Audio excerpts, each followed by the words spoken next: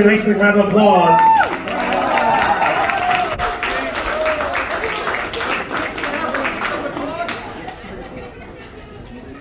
Hello, everyone.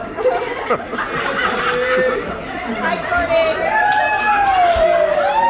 For those of you who don't know me, my name is Corey, but everyone calls me Shorty. Why?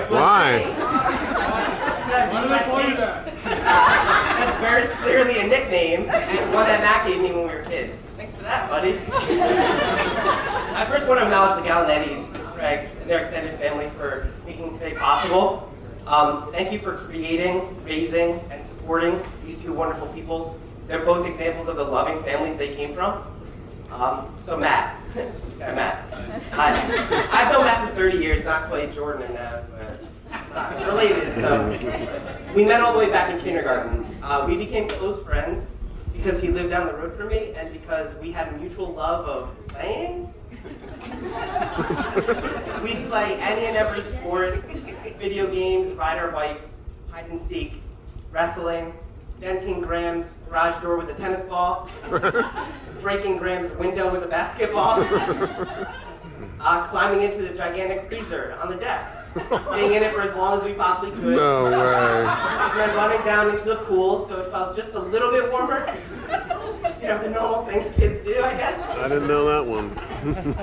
The great part of it for me was that almost all of this took place at the Craig's at 354 Cokes Drive. 240-2997. I'd call that number just about every day and ask if Matt could play. And if he could, I'd ride my bike over and we'd play. This meant that I spent a lot of time with Matt's family, his sisters, Erica and Emily. I don't know where Em is. And his parents, Loris, Elsie, and Craig. C-squared is what we call it. There you go. Now, I don't know how much they got out of me being around all the time, but what I got was a second family and a second home.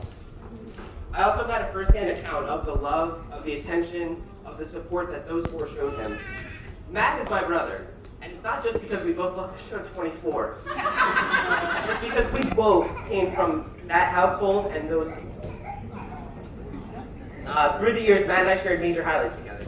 Our undefeated Yankees Little League baseball team with Matt, meeting and becoming lifelong friends with Tardo and Hoff in 8th grade, which was the best year of our lives. Our first job. So Matt got hired in Manhattan Bagel. When there's an opening, he's able to get me a job and then later Hoff a job. And I could talk about Manhattan Bagel for hours. I won't. Needless to say, we spent a lot of time together growing up.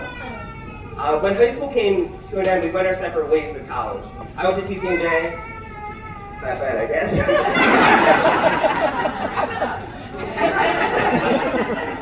And Matt went to Monmouth. For a long time growing up, Matt was very reserved. He was very, quiet. When he went to college, though, he became a much more confident, more sure version of himself. Whether that's belting the high notes to Since You've Been Gone, or running into former high school classmates. And this is a quick story. Matt, Hoff, Atardo, and I were in Atlantic City for a night. We're walking through a casino, and we come across a couple high school classmates. Most of them recognized Hoff and I. A couple of them recognized Atardo, and none of them recognized Matt. Without skipping a beat, Matt responded in the most baller way possible. He said, "It's okay, I've gotten way better looking for you."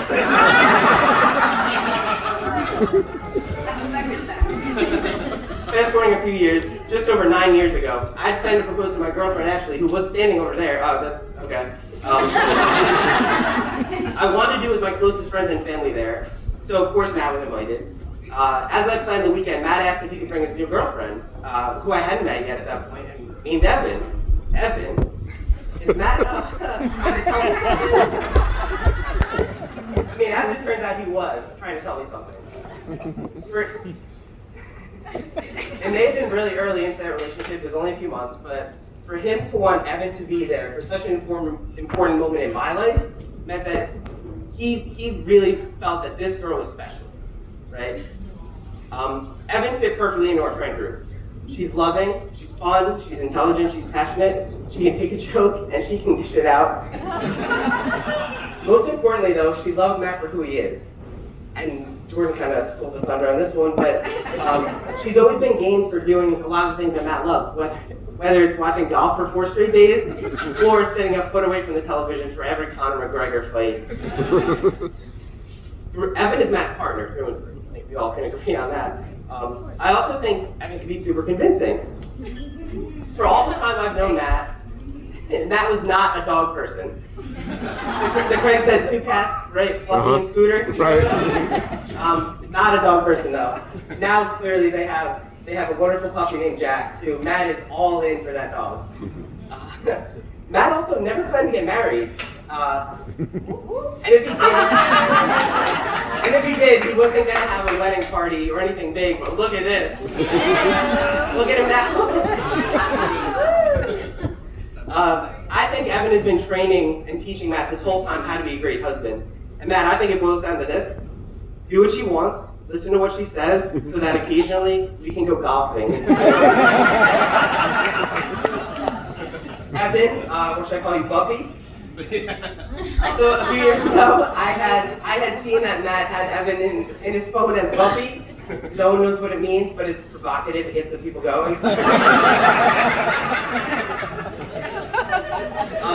She's in my phone as Bumpy. She has been since that day. Evan, you look beautiful.